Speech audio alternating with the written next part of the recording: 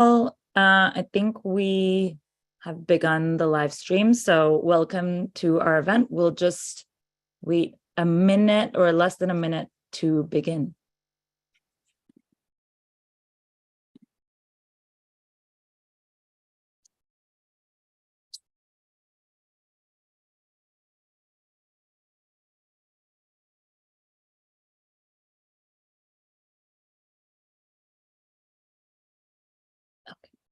Okay, so welcome everyone to our event, Mind the Gap, Large Language Models in Non-English Languages. We're so excited to host this event. This comes at the heels of a research report CDT published yesterday called Lost in Translation, Large Language Models in Non-English content analysis.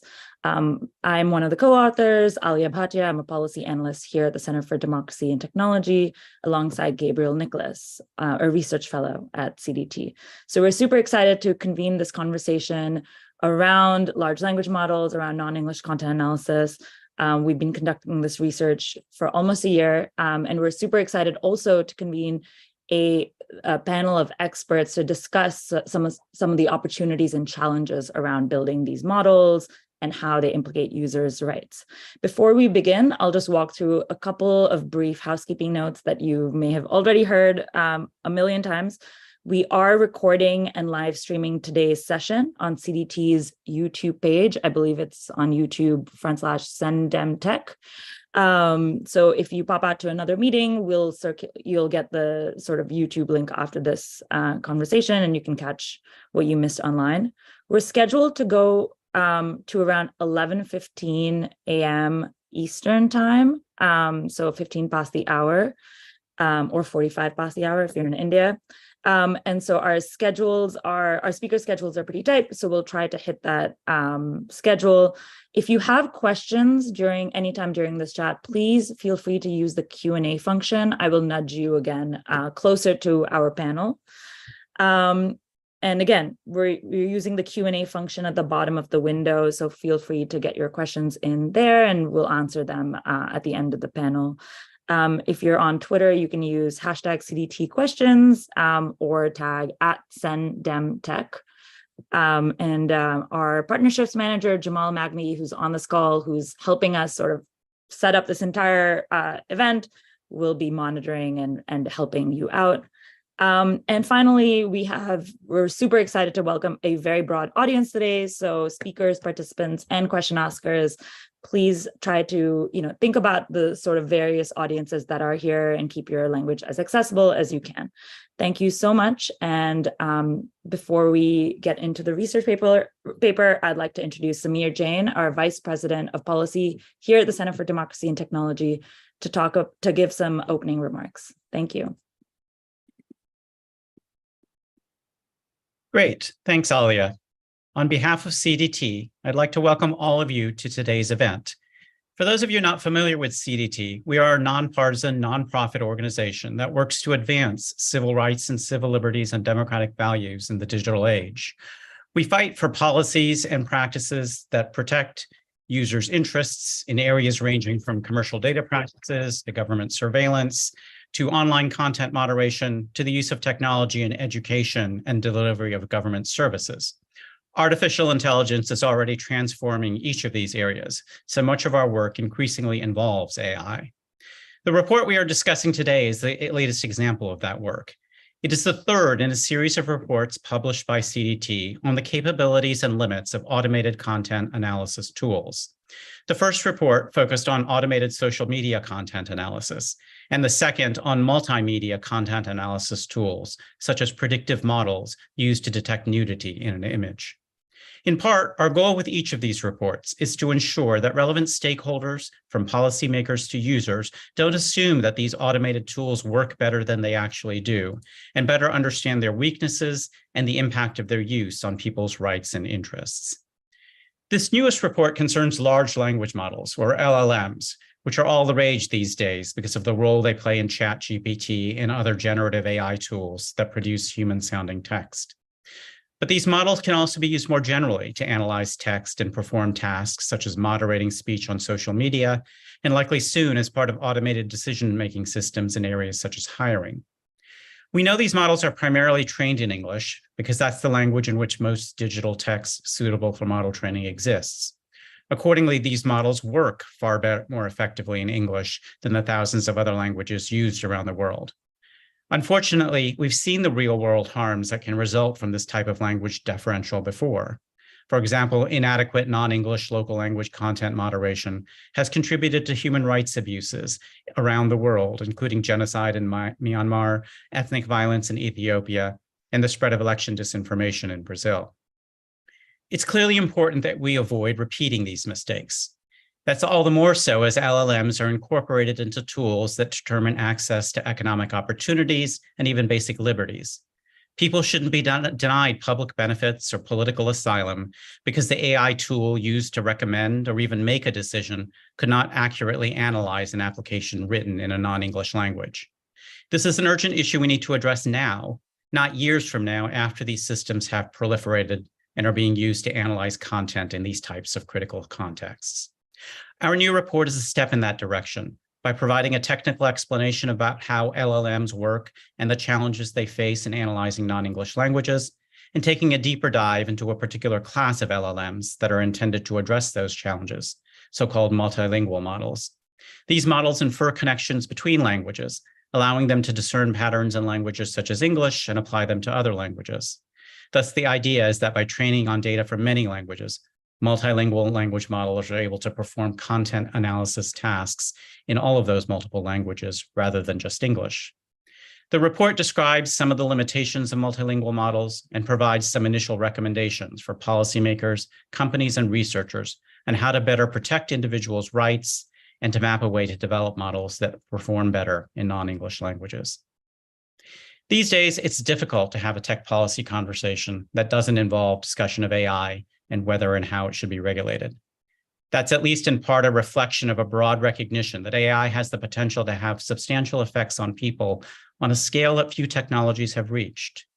As we seek to maximize AI's benefits and minimize its harms, we need to make sure that some groups don't receive fewer benefits while bearing greater harms. Ensuring that the foundational technology of large language models doesn't provide advantages to some language speakers over others is one important element of avoiding such inequity. Thanks again for joining us for today's event. And Aliya, back to you. Thank you so much, Samir. I will now allow Gabriel Nicholas, my co-author in this research report, to introduce himself. Hi, folks. I'm Gabriel Nicholas. I'm a research fellow here at the Center for Democracy and Technology, and very excited to share a little bit more about this report with you all. Great. So let me just share my presentation once again.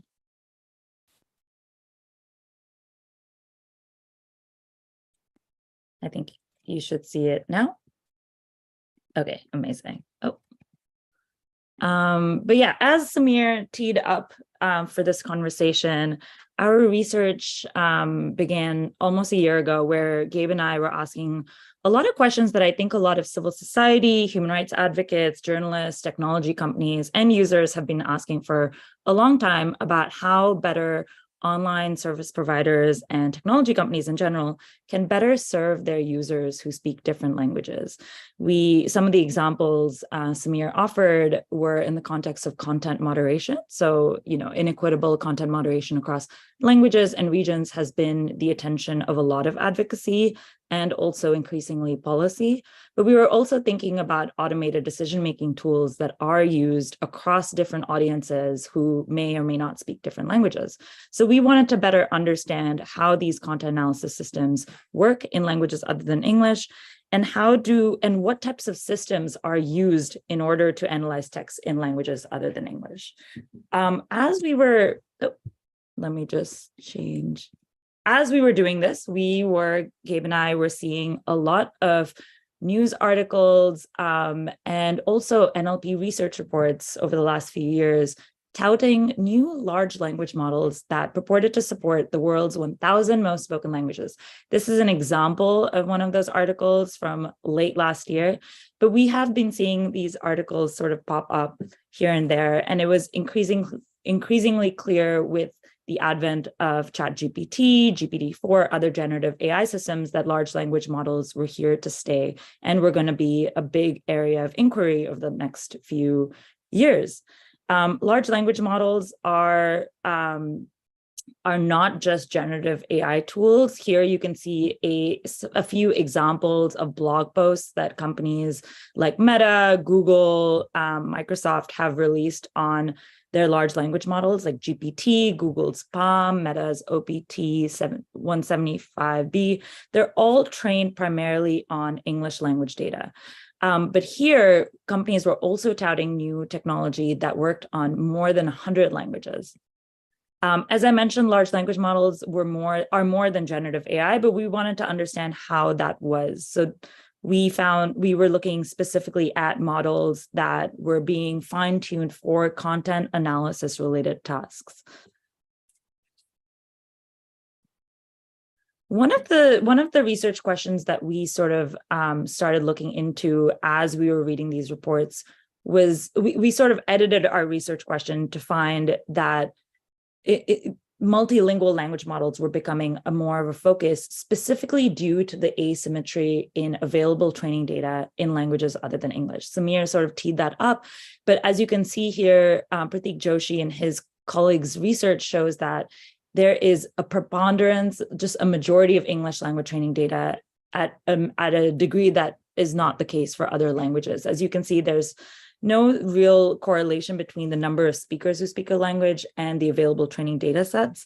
And the reason for this is there are multiple reasons for this. So number one is that a combination of sort of British imperialism, but also the hegemony of sort of American technology companies have sort of led us into this path where there's more available digitized text in English than any other languages. And this is one of the major reasons that companies are trying to use multilingual language models to sort of bridge that gap in available training data systems. My colleague Gabe will sort of walk us through how these large language models work and how multilingual language models work. But our research question changed to say, oh, okay, in the event that there is not a lot of available training data, how do these models learn patterns in text from higher resource languages and apply them onto different languages? This asymmetry in available training data also results in the fact that a lot of these lower resource languages, so Haitian Creole, as you can see on the screen, Swahili, Burmese, spoken by millions and millions of people, also have poor quality training data sets. So these are training data sets from examples of text either hoovered from parliamentary proceedings, government websites, and a lot of these languages only have language documentation that is from translations of the Bible and poor quality examples of how people actually speak online. What actually also compounds this problem is that the research environment predominantly also focuses on the English language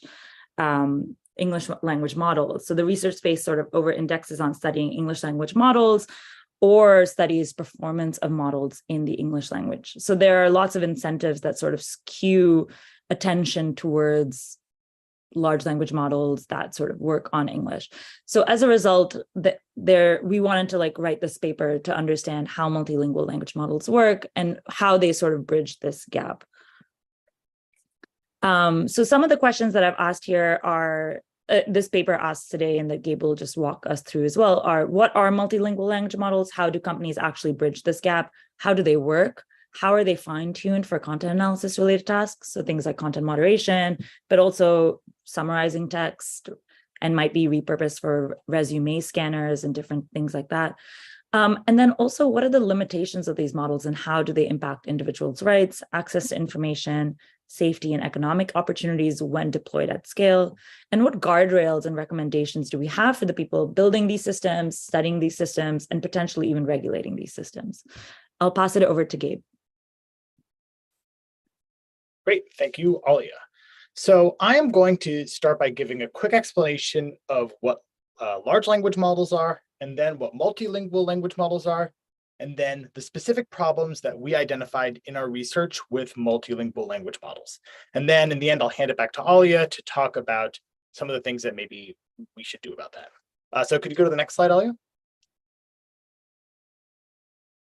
Okay, so we've all heard a lot about large language models, but in general, what a large language model does is that it scans text and learns patterns of language within that text by kind of training on this fill in the blank task, right?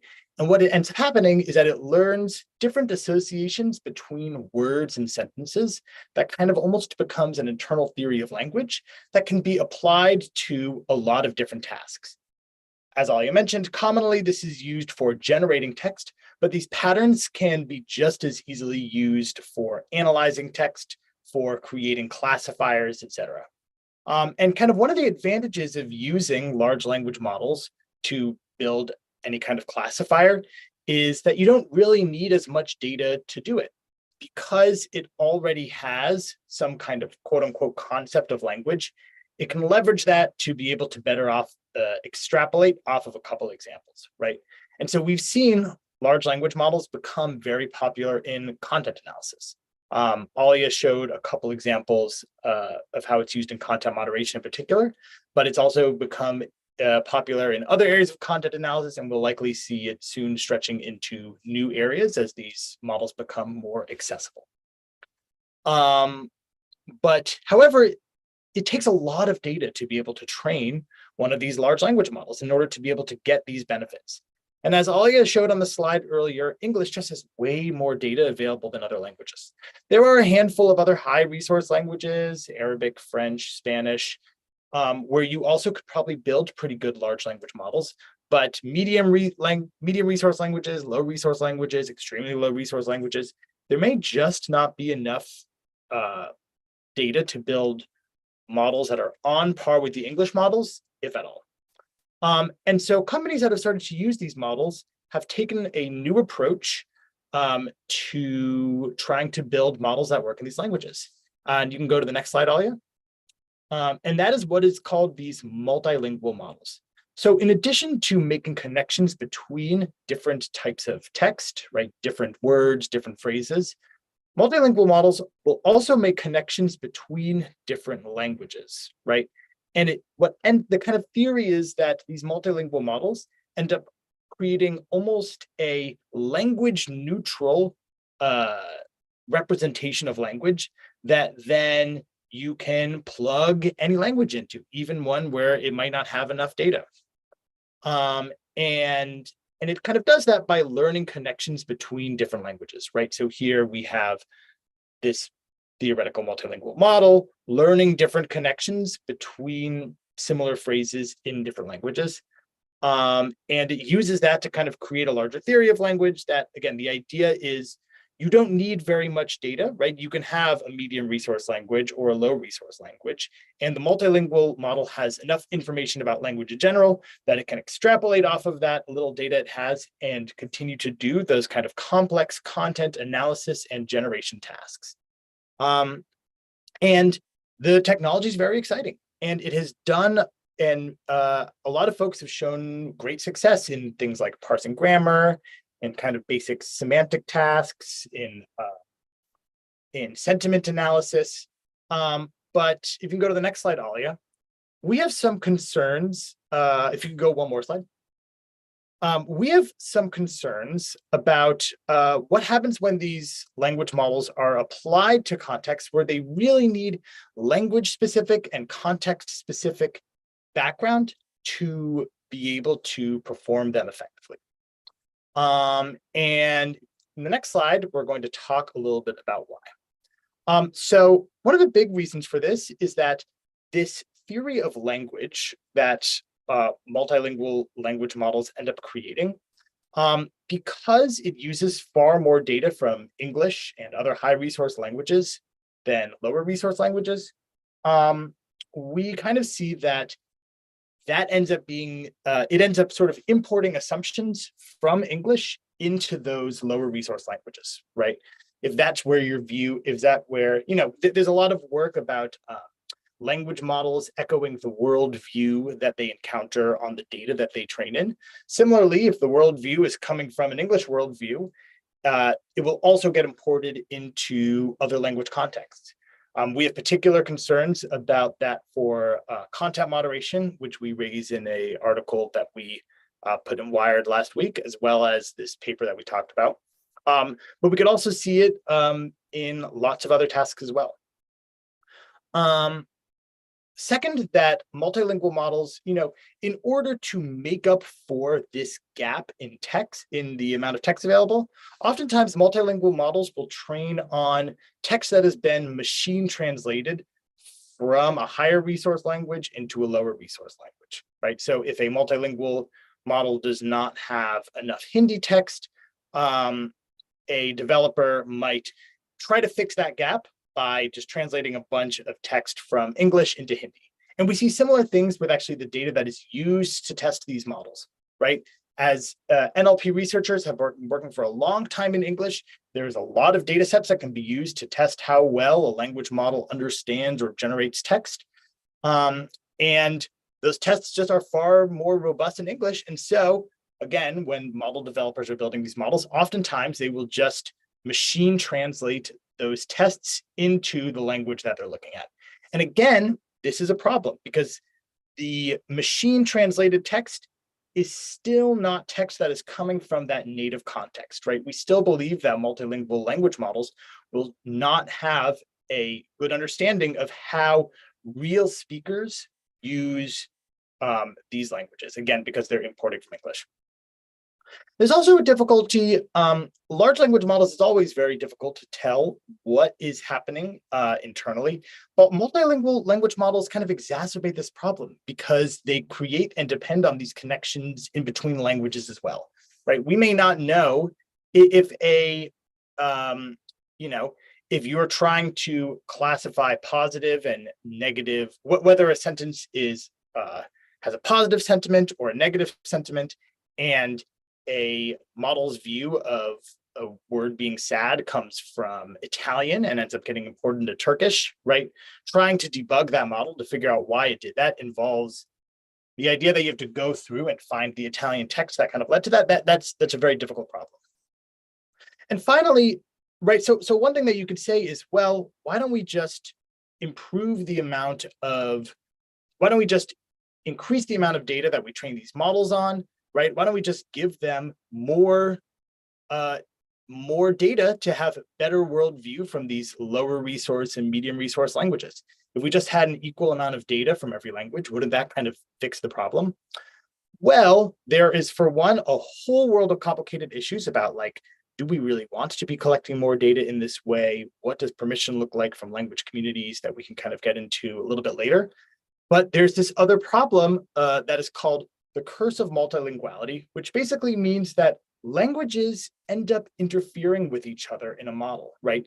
Improving how well a language model works in Tagalog might hurt its ability to work in very different languages, like English, like Hindi, like Yoruba.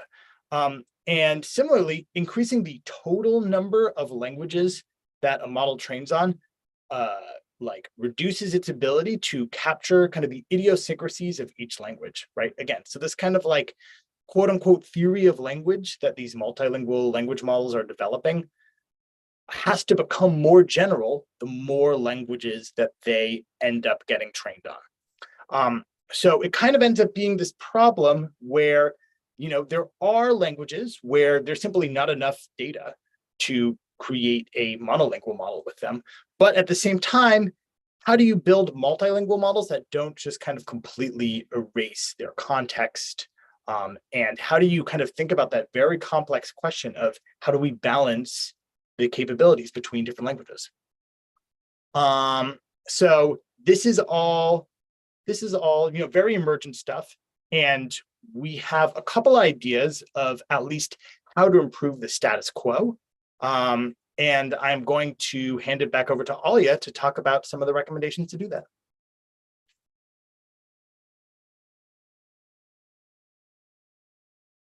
You're on mute, Aliya. Sorry about that. So one overarching thing that's emerging from what Gabe was talking about when we are trying to understand how multilingual language models work and how they don't work sometimes is the fact that we just don't know enough about when they are deployed, when they fall short, and why they fall short. And for that, we just need a lot more information about how companies are developing these models and where they are deploying these language models, specifically in languages other than English, because of how these models might exacerbate existing issues in those language communities. So at the very least, I think this paper asks for transparency around where these models are deployed, so to perpetuate future research, but also to empower users to understand when they're sort of encountering a multilingual language model. So transparency is sort of like transparency and more research is, I think, the overarching thrust of this paper and our recommendation.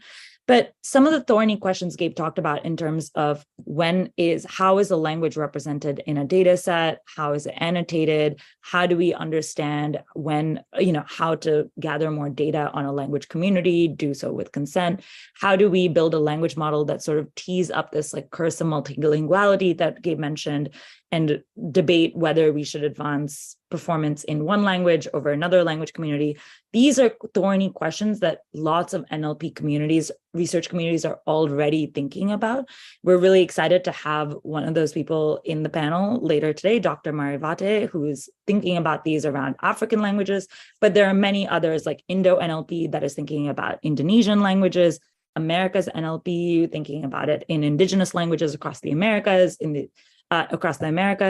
And so funding these research communities already thinking about these issues of how do we document how people actually speak in training data sets and improve performance and accuracy and create more benchmarks to test these models would also promote a virtuous cycle of development within individual language communities. And one thing that I hope we can also get into this conversation is, when is a multilingual language model too big, and when do we try to build specific language community multilingual models to sort of import assumptions from a higher resource language within the same language community over into a lower resource language that's sort of semantically or syntactically similar. So those are, we really, in our paper, really defer to those research communities that are thinking about these issues. And finally, another big thread in this paper is the fact that we cannot assume that these multilingual language models are ready for prime time, especially in sort of quote unquote high risk deployments of AI. So, content moderation has the potential to erect several, when errors are sort of at scale, have the potential to erect real barriers to access to information. But when these models are sort of fine-tuned or serve as the foundation for automated decision-making tools that perhaps, determine who gets put forth in an asylum for their asylum application, or when a model is deployed to sort of scan an individual's resume that could potentially, open up economic opportunities for them, those we see as sort of high stakes decisions that perhaps these models are not ready for at real time. At the very least, we need to know how these models are going to work in those sort of use cases. And governments really should understand that these models need a lot more inquiry and scrutiny before we sort of mandate the use of them. So in the paper, we really want to sort of, we see this paper as like infrastructural and a first step towards a lot more inquiry into how multilingual language models work and how they could potentially work in the future. I am going to the next slide to say thank you so much. We've definitely thrown a lot of information and questions and threads your way, but I'm really excited to talk more about this in the panel. I just want to keep the slide up for a last second to really encourage you to read the report that is much longer than this brief presentation, and also direct any questions our way if you have any. But before I do that, before I change the slide, I want to give one last second. And I will now end sharing to invite our exciting panelists to sort of start the conversation after we've sort of shared so much information. I want to invite Dr. Monojit Choudhury to put on his camera. He is a principal data and applied scientist at Turing India at Microsoft. Dr. Vikosi Marivate, that I gave a little mention of earlier.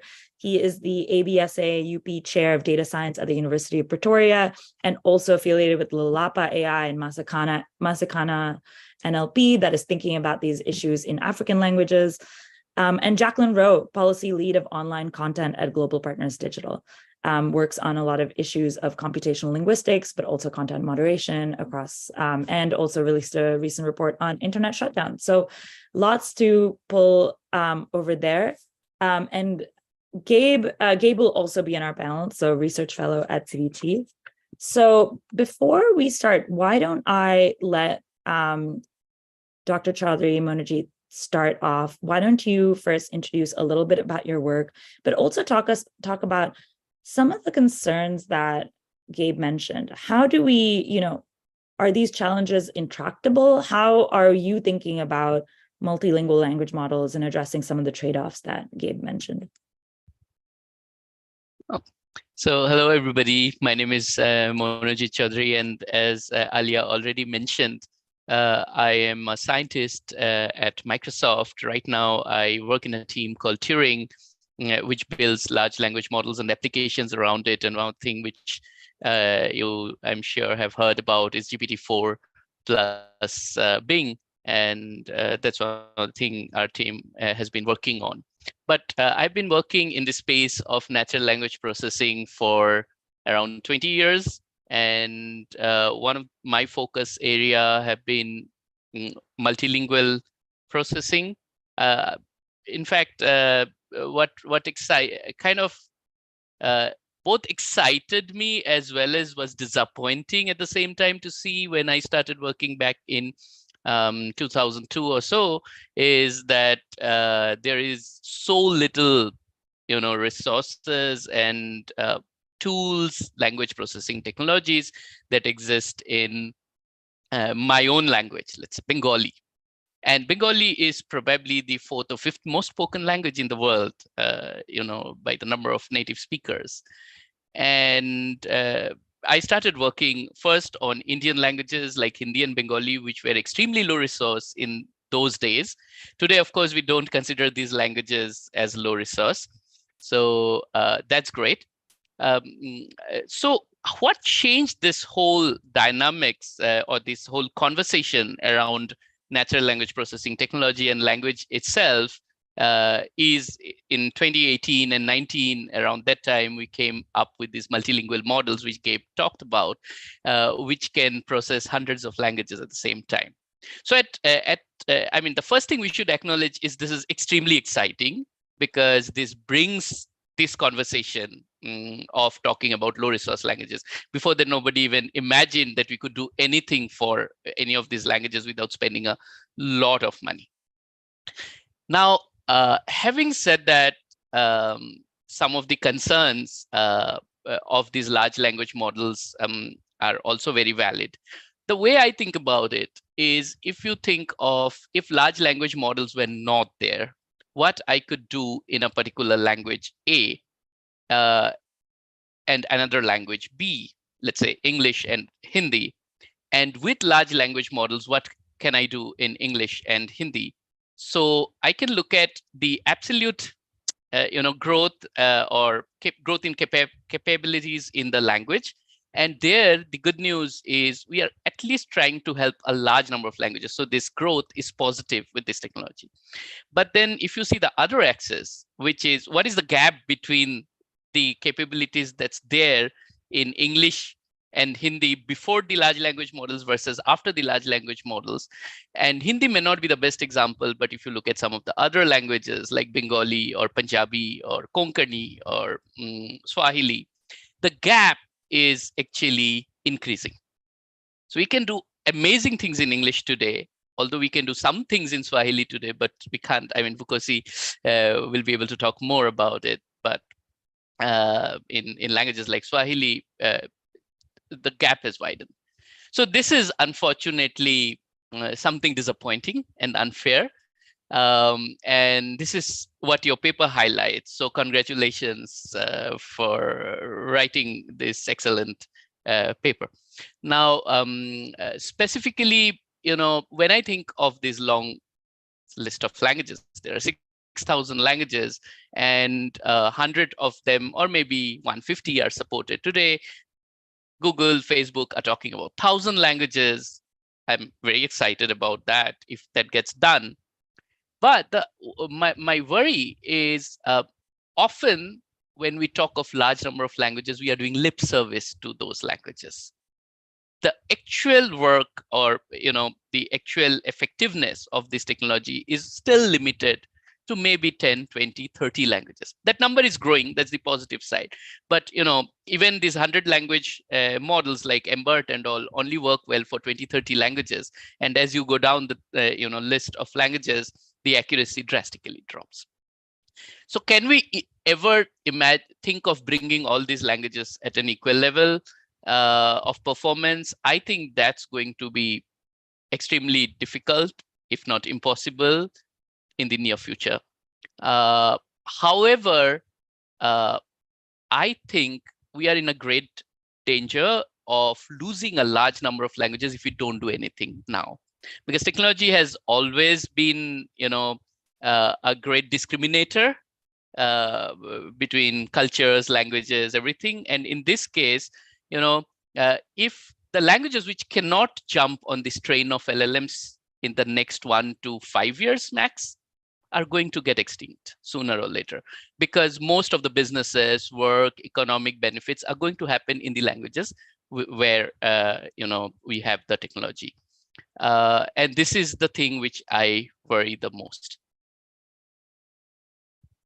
Thank you for saying that. I think definitely want to dive into that. I'm going to pop it over to Dr. Marivate Vikosi. If you'd like to, why don't you introduce briefly about your work, because we've just been referring to it so much, but also if you could talk about, the specific sort of opportunities and challenges like Monojit did, but now in African languages.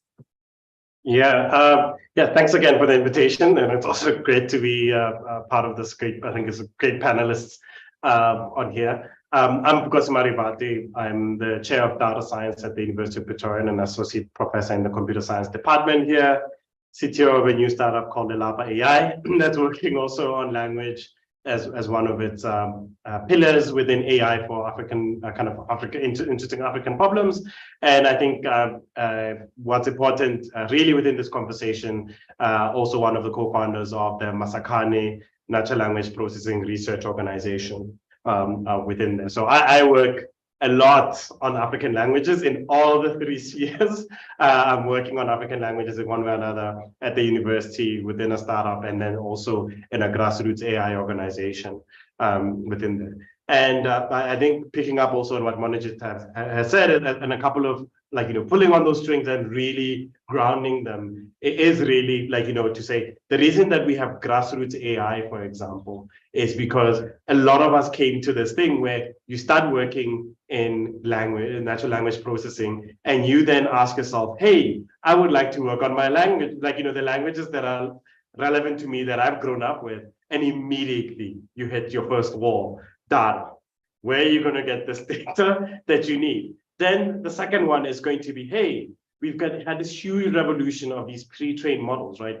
If we go back, we go back to word embeddings before we start going into transformers and large language models, and you started looking at them, and you would have some papers coming out saying, hey, we've got word embeddings in 100 languages. But then once you really go past English and a few other of these, as Joshi et al.'s paper looks at, once you've gone through a few of the high resource languages, it just quickly drops off. The quality isn't there. It was great for the companies to launch and say we have 100 languages at the time of these word embeddings, but they were practically not usable, right? And why is that? The embeddings had to be trained from data. And you might find that some people, because of licensing issues, they would choose to use Wikipedia because it's almost they're very permissive license to use the data. But if I look at South African languages, we have 11 official languages in South Africa. There's English as one, and then there's Afrikaans, which I take as relatively being more resourced than most of the other languages. So let's look at the other 9. And once you look at the other 9, I think Afrikaans was now over 100,000 maybe articles on Wikipedia that are in Afrikaans. And then once after you come out of it, it's Sepedi and isiZulu, which will probably be with a 10th of that, and then it quickly drops off, right? To the point where isiNdebele, which is my wife's language, has no Wikipedia article in isiNdebele, even today. So you wouldn't find embeddings kind of for that. And this now becomes this conflict, like, this added extra work that has to be done by researchers within the space. But as soon as these kind of hurdles appear, it makes it harder for people to choose to do work within these areas, right? Because they would rather, if you're thinking about prestige, the papers you're going to publish, the models you're going to release, you end up choosing, I'm going to work in the languages that most of the other people out there are working on, because it's easy to get the data, it's easy to get benchmarks, it's easy to get all these things, but it perpetuates this problem, right? Of actually, the languages still don't get actually fit up. So with grassroots AI, it was created to say, we know we have a countdown that's counting, like, the counting down, that if languages are not being worked on, they simply just, they will disappear. So with Masakani, we started in 2019 with the aim of, let's work on as many African languages as possible,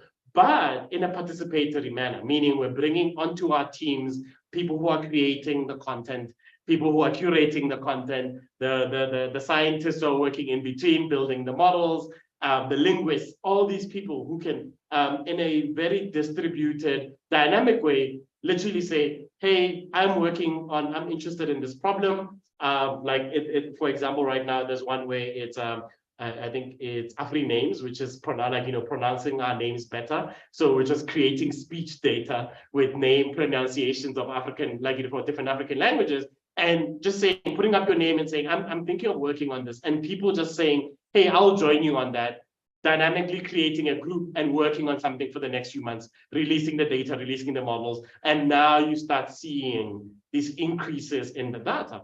And then some people go in by like, hey, you're building these papers that have 20, 30, 40, 50 people on them. How do you keep to the quality and even the models that are being released? But over and over again, what we're seeing by discussion is that people care.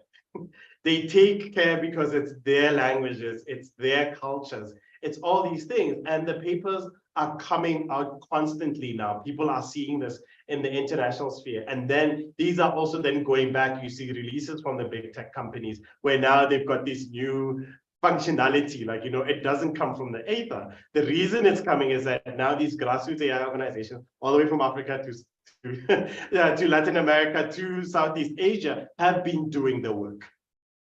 Right? They've been doing their work, and this is something that has to be kind of thing. But at the same time, we do still need to worry about these models that are large, where only 1% of the data really in those models are these small, but then they're purported to be very multilingual and they're multimodal, or they can do things. There's still work to be done on there. What you will see a lot from African researchers, just to wrap up, is that they're building models that likely are only having African languages inside, because they are trying to also learn what are these connections we can exploit, how can we better evaluate, and then also be able to tell you the limitations. While if you had another organization, they just said, no, let's just stuff as much data and as many languages into the model as we can, that sometimes gets missed, right? Because the evaluation costs, right? Either costs money, costs human resources, or costs time. So you can end up choosing a few benchmarks that are available. It looks great, but as you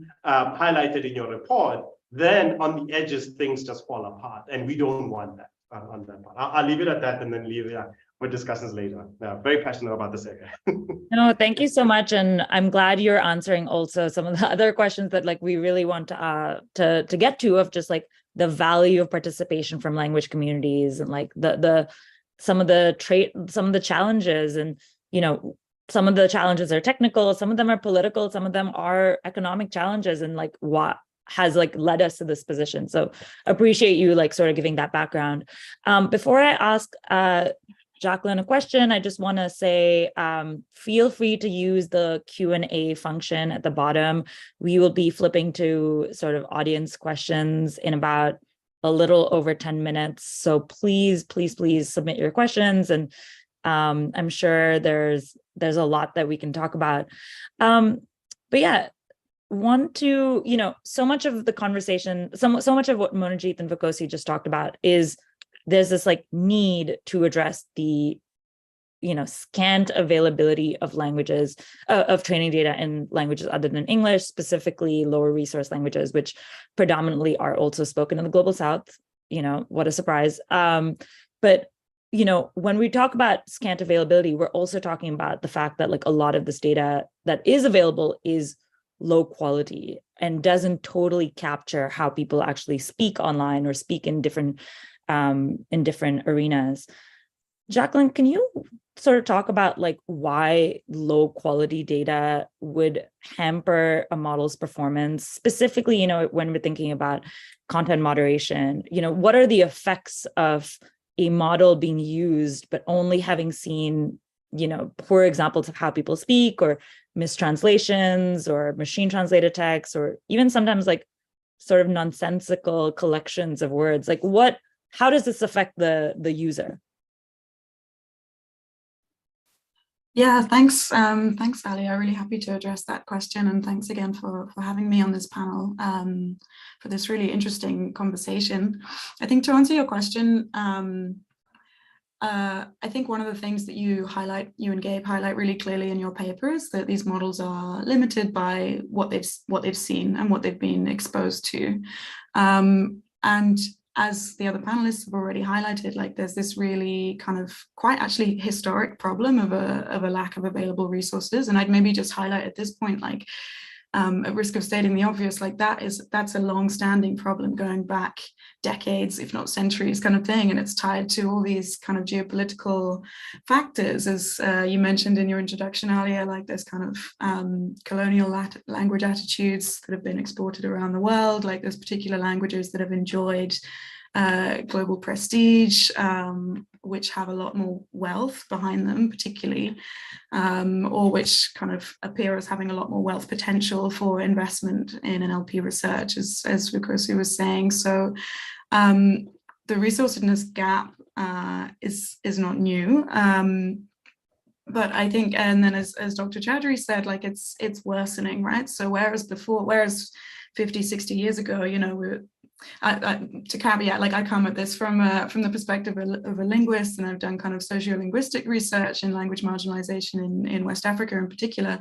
But whereas a few decades ago it was kind of like there aren't any textbooks for education practitioners, there isn't a free press in this language, or there aren't newspapers that are being published, there aren't radio channels that are in this language. Like kind of those same issues are still happening today, that there isn't representation of those language communities in ways which can then be digitized and used for the production of these large language models.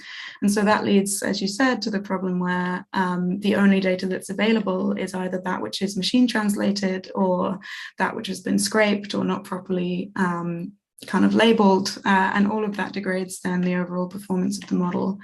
So I'd say, maybe just to reiterate again, as other panelists have, that it's what it needs is not just like tech companies paying more money, or building a better or bigger language model, which are elements of the solution, but it's actually a kind of whole of society problem, that you really need education practitioners, you need linguists, you need kind of people that can help build corpora, and like the language communities themselves also to have more space where their languages can be represented. And so I think, yeah, just that lens maybe highlights that it's not as straightforward as just pointing our fingers at like Meta and Google and saying you're not doing enough, because I agree they aren't doing enough, but it's also a problem that actually long predates these companies and will long kind of continue unless action's taken now. Yeah, definitely. One of the most really, like one of the most like intellectually satisfying parts of this like research was definitely looking at just like why, like, we have a section in this paper talking about the resourcefulness gap, but like also just the combination of like official policies under British imperialism, but also de facto policies that have like maintained English as like the official language in so many countries, have also contributed to countries today, independent countries around the world, post-colonial nations, still producing a predominant amount of their like official documentation in English, which just again like perpetuates the cycle of like there's more English language text on like the government of India's website and like various government websites, and then this question of like the vernacular languages that are digitized online, like what are the bents of those, who gets to decide what is an official representation of the Arabic language. We haven't even gotten into polyglossic languages, but let's not get into that right now. Over to Gabe. Something you were mentioning in your presentation was this, just like the trade-offs developers of these multi-language models face inherently. As we're even building the corpora, they have to decide sort of like, are we advancing performance in this one language community, in this other languages? What happens with their terms that are used in actually multiple languages? What are the associations that term sort of makes versus its use in a different language? Can you speak to that a little more? And Vikosi, Monojit, I know you'll also want to jump on that, so feel free to jump after Gabe speaks. Yes, I will say things that I know about this topic are from reading the work of you all and other NLP researchers and linguistic folks. So I will attempt to answer this question, but very interested to hear what you all have to say.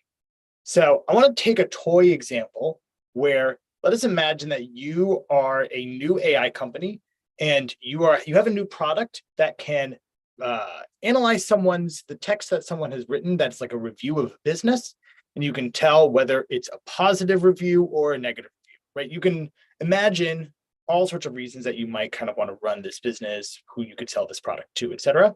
And you're interested in deploying your product around the world, right? You want to reach as many people as possible with this product. You want this product to work in as many languages as possible.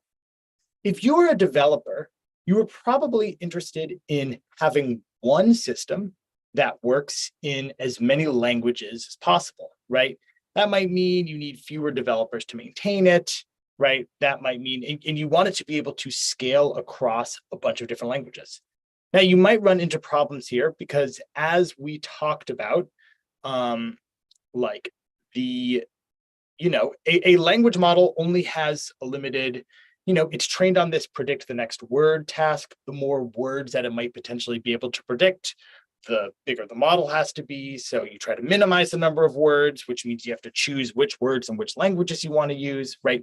There's a number of similar problems where you kind of have to make architectural decisions that trade off between languages. That maybe making the model bigger reduces some of those questions, but in general, no matter what, you kind of have limits that you have to trade off between languages. If you're building this business, you might be interested, you might say, that's totally okay. I'm trying to reach as many people as possible. Maybe you want to, and a real kind of thing that we've actually seen written in a lot of papers is this goal of creating, it's a very technical term, it's zero-shot cross-lingual transfer, right? So this idea that like you can just show a model positive and negative reviews in English, and then it can detect positive and negative reviews in every language. Like, wow, if you are this company, that's so great. You don't even need to collect that many data sets for this product to work, right? That is like a big kind of goal that some people have in developing these models, and one that we have a lot of questions about whatever that goal and the efficacy of that goal. But if you wanted to make one of these language models work more specifically in a language, like there are decisions that you could make to do that, right? You could do what's called fine tuning, where you could show a model, right? If you wanted to make a specific model work better on Dutch, you could show it a bunch of Dutch data and it will be able to work better at Dutch tasks. It'll work worse at non-Dutch tasks, right? But you can improve how well it works at Dutch tasks. Similarly, you could use a language model that comes kind of like from related families, as Vikosi talked about. But all of these things kind of end up coming at the cost of scalability. And these like grassroots NLP communities, like you all are a part of, like tend to, and I mean, this like we've read a bunch of different papers in a bunch of different languages, and NLP researchers find different approaches that make the language models that work best for them. And if you're trying to build a product, it at some point gets in the way of scalability to do all of those possible things, right? And so like, so like there are ways to address this, right? There's ways to improve if you have the data. That's a big caveat. If you have the data, there are ways to improve how well models work in each of these languages, but they kind of come at other costs. I hope I'm not saying something wrong here. If anyone believes I'm saying something wrong or misleading or missing some certain context, please correct me. Please, yeah, feel free to jump in, and if even if you all agree, it won't be, yeah, we want the conversation. Anything to add, Vikosi, Monojit? Yep, go ahead. Yeah, no, I think everything that Gabe said makes perfect sense. I'll just give a slightly different perspective on the same thing, which is imagine that there is a community of speakers of a particular language. It could be English, it could be Hindi or Swahili or Zulu, and they have certain needs. So at the end of the day, we are building this technology to help them, help the speakers solve their day-to-day problems. It could be, access information. It could be some, help with some finance work. So do their banking and finance work in their own language and stuff like that. Now, depending on in that hierarchy of resource availability, where your language is, you actually need to use different kind of technology. Gabe was kind of referring to that. So for very low resource languages, which are at the bottom of the pyramid, none of these LLMs have any promise, at least right now, to offer. So for those languages, things like rule-based systems that work with little bit of data, or somebody can sit and write a code, might work to some extent, and at least might be the best possible solution at this moment. And of course, you have at the other extreme, if you think of a language like Bengali, let's say, which is, I think, in the hierarchy, medium resource language, somewhere there. There are LLMs which work, but it doesn't work excellent in a great way. So I still can easily see errors when I try to do that, sentiment an analysis task, for instance. It makes mistake. So I can curate a data set, like Gabe was referring to. It's called few-shot learning. I can curate a data set of 100 or 1,000 examples and give it to the model, and the model will start doing well. And that might be my approach there. So while LLMs hold a big promise in some sense, but at least at the moment, it's not one size fit all. And there are different optimal solutions for different languages. And I think that's very important to keep in mind. Thanks, I think, both to Gabriel and Monojit. And I think another thing maybe to interrogate here is about what I want to say, what stories actually are captured within the data in these models. So we were working on a while back on some work on Setswana. So that's my mother's language. And within there, when you look at some of these models, is that you find and you say, okay, fine, let's look for how phrases or idioms are written, and then how these models actually process them. So because of these gaps inside the data, right, as you said, like, I think even if what you're doing is that you're moving towards an English-centric view, and then sometimes it's very American within this part, you might have a saying or some concept that is available in English, and actually is also available in these other languages as well. So let's say you were talking about astronomy, right? Astronomy, I think, and there's no real culture where if you go to them, you say they don't have concepts about the stars and celestial beings and all those things. But you find because the data doesn't exist, once you start prompting these models about this, it's almost like, oh, for this African language, they can't say much about astronomy, right? And just imagine now what this perpetuates. Right, what is the likelihood that if somebody's using this model for tasks and they just are prompting it for things or asking things, and they will go like, oh, for these languages, if they're not a person who's really from that culture, they'll just say, no, these concepts don't exist in that culture. And that is really the danger in some of the things that will be perpetuated by not letting people know about these limitations, and then two, people not working on these because these misunderstandings become just amplified, and in a way where it's very odd because people aren't really connected. It's not like it's a person telling them that, oh no, these concepts don't exist, but it actually becomes very, very, very bad once you then say, I'm going to train something, let's say some few shot learning for something else now that says, hey, I've got a multilingual model. Now I'm going to use it to help people converse about astronomy in all the 100 languages that I have in my multilingual model. But then it's likely going to make these very fundamental errors for these other languages. And it's not a representation of, no, those languages and those cultures don't have these concepts. It's just the data doesn't show. Thank you for that example. I think, we've been sort of alluding to it, but just the way that a gap, like a subject matter gap in data sets can then reinforce stereotypes or perpetuate a myth of like, oh, there's just no scientific inquiry in this like region is absolutely problematic, like very concerning at scale. So that's a very clear illustration. I have so many threads I want to sort of address here, and we're getting amazing questions, but just close us off, Jacqueline, before we get into the user questions. I gave a very high level sort of spiel of transparency, but like, what does accountability look like here with the use of these models?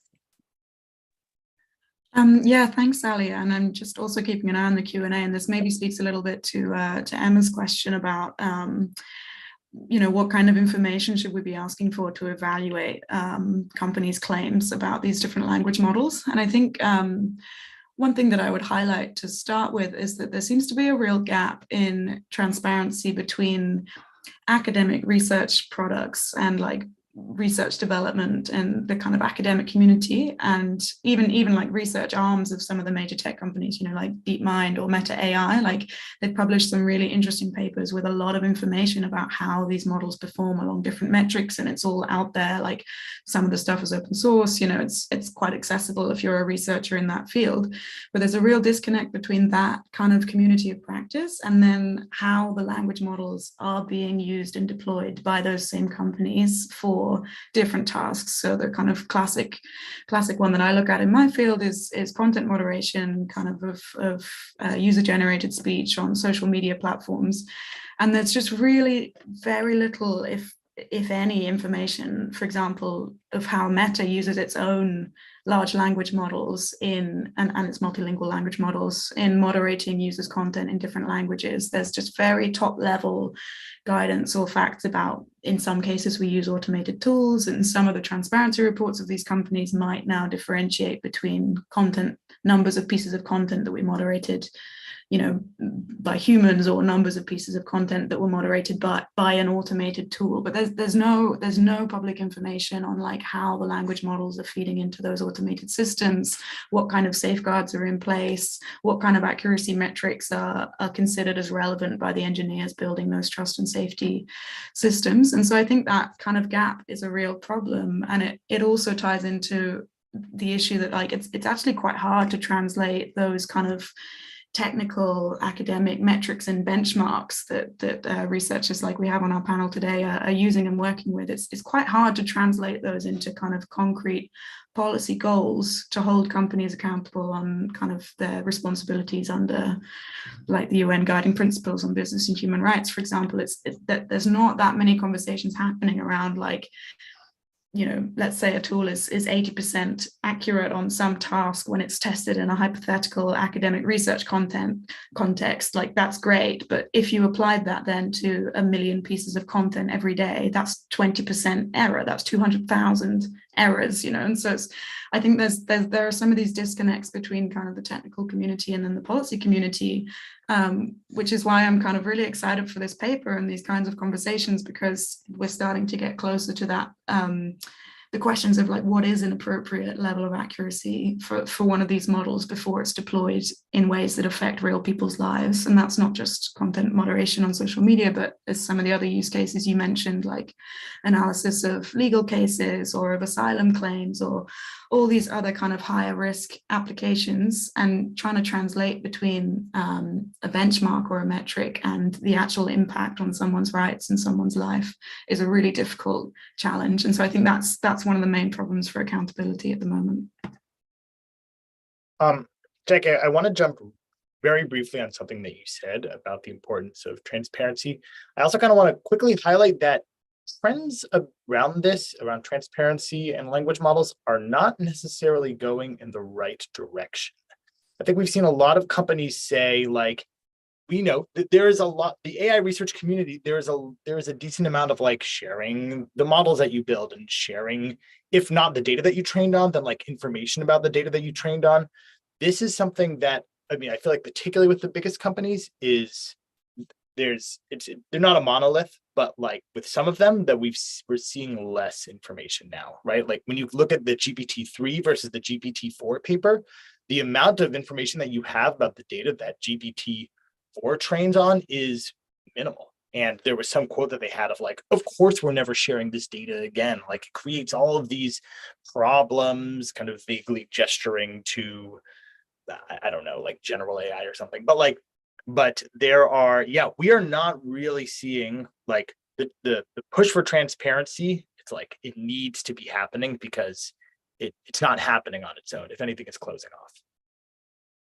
And I think you also mentioned clearly like the difference, we've always at CDT advocated for different levels and levers of transparency to different audiences, but there is a burgeoning gap between sort of the information we are giving to researchers versus policymakers versus audiences. And, you can see that in sort of the, in some of the GPT-4 model cards where it's like in a footnote, it'll be like, just, in public displays of press releases, et cetera, and declarations, it'll be like, these models can work on different languages. And then in a footnote of the paper, we'll say like, they are trained and tested predominantly on US-centric, English language text. And that sort of gap in disclosure is super interesting and tells us what we sort of, how important we take these different audiences. So yeah, want to take on a couple of the questions. I might group a couple of them just because I want to be mindful of time. Sorry, yeah. Can I just add one point to the last thing? I do agree the issues of transparency and sharing and all that, but also one thing we have to acknowledge is, first of all, the models, even the researchers don't understand the models. They are non-transparent. So what would they share? They themselves don't know. And second problem is the field has progressed too fast for anybody to respond or react. Even for us who are in the center of the field, it's very difficult, and very jarring for us. Things are changing every 6 months. Yeah, so I just thought I'll. No, I think that actually points to the question I wanted to ask, and I'm so glad you brought it up earlier when you were speaking of this, like, there are different models and different methods to build for specific use cases and specific language communities, and the combination of those two. There's a question in the chat, in the Q&A that says, what do you wish tech investors knew about large language models and funding longer term impact driven, and maybe I'll add the sustainable products, because there seems to be this momentum around and a concentration of resources around language models, build them bigger and better. And, wondering what you think about in terms of internal company advocacy, where you want the industry to go. And this question's for all, but Monojit, I think you were talking about it. And then because yeah, you go. Yeah. So I think companies, especially big tech companies who are building these models, they are at the end of the day driven by their customers, because they have to do their business. And if you look at where the customers are mainly coming from, what languages they are interested in, and where you need to kind of provide that services. So those are, I think, prime drivers. I mean, this is very obvious. So those are the prime drivers for most of the, investment that happens in languages in the companies. And I'll just tell one interesting anecdote there. So before 2010, there was very little work in Indian languages by tech companies. There was work in academia, but very little work on Indian languages by tech companies. And the reason for this was, and I think Aliya, you alluded to that earlier, that everybody who used a laptop or a PC in India knew English. So why do we need to do anything for Indian languages or even support keyboards and stuff like that? And of course, there were government rules that to do business in India, you have to support Indian language encodings and keyboards, etc. So the minimum thing that's required to do services. But customers were also happy because it was true that most people were doing businesses in only English. Something happened around that time which changed the entire equation, and that was mobile phones. So smartphones penetrated across the country so fast that now everybody was users of tech. And then suddenly there were users who'd only, I mean, when Flipkart were trying to, so Flipkart is equivalent of Amazon in India. And when people were trying to buy stuff, even though Flipkart only supported initially search queries in English, people were searching in all kinds of Indian languages because, that's what they use. So Flipkart was forced to support Indian languages. So that's one example. Similarly, Amazon Alexa, they were forced to support Indian languages. And I think that way there was a market and a lot of things changed. So I think one thing which should happen is, and Vukosi very nicely talked about it, for sustainability, there should be a pull from the communities rather than a push from investors. Unless the communities ask for it, people are not going to provide it. That I strongly believe in. Over to you, Vukosi. Yeah, I think on one part, it's very interesting. And I think Monojit saying that things change every 6 months is very much underselling it. I wake up every morning and I have to check a few papers. It's become a bit crazy at the moment. It's gotten, I think I used to think 6 months, and then it became 2 months, and then it became 1 month, and it became every week something is showing up now, and you're like, oh, that's very interesting on there. I think that there's also, I think, a role to play. I think we're thinking about this in some ways from really, again, from a perspective of like, either the US or Europe, of thinking about these big tech companies and the way that they work. But I'm on the African continent. The amount of R&D funding that's available is very, very little on there. So if the US is almost close to 4% R&D spend per GDP per capita, South Africa is the largest on the African continent, and it's at 0.8%. And that's not growing. Most of that is coming from the government. So it's almost like very still. So there's these parts of saying, like, how does private industry come in and say, like, look, we're going to double that over a period, but then do it in the spaces, as Monojit said, like, find the people who are working and saying, look, we want these types of things, and we're willing to work on them. right? It is not outsourcing it to Silicon Valley. It is not outsourcing it. It's actually building really the thing I found traveling and meeting researchers across the African continent, and especially young people who are not in universities and R&D labs, and they want to work on AI. They want to work on languages, and they want to work on their languages. I think even this week I've gotten emails of people describing, here's the language of my family. Here's a whole description of what I'm trying to do. How do I do it? Right? That's the sort of thing of like, how do then you provide that these people have the resources to be able to do the thing? Because I tend to think that the people are there. It's just mixing the other parts of the pipeline to make sure that they work out. So that's the thing. It's like, don't think about these things. I know at the moment, the AI war and trying to build bigger, better, more announcements from these companies is the thing that people are looking at. But I think the long-lasting effects will likely be working on these things that are on the outskirts, the long tail effects of just putting in what to you might look like very small investments in those communities, but for them they will be life-changing. Thank you so much for that. I think, I'm not ready to end this conversation, but I do want to be mindful of our speakers' time, our attendees' time. Thank you so much. And do you have a quick plug for where we can find you, your work?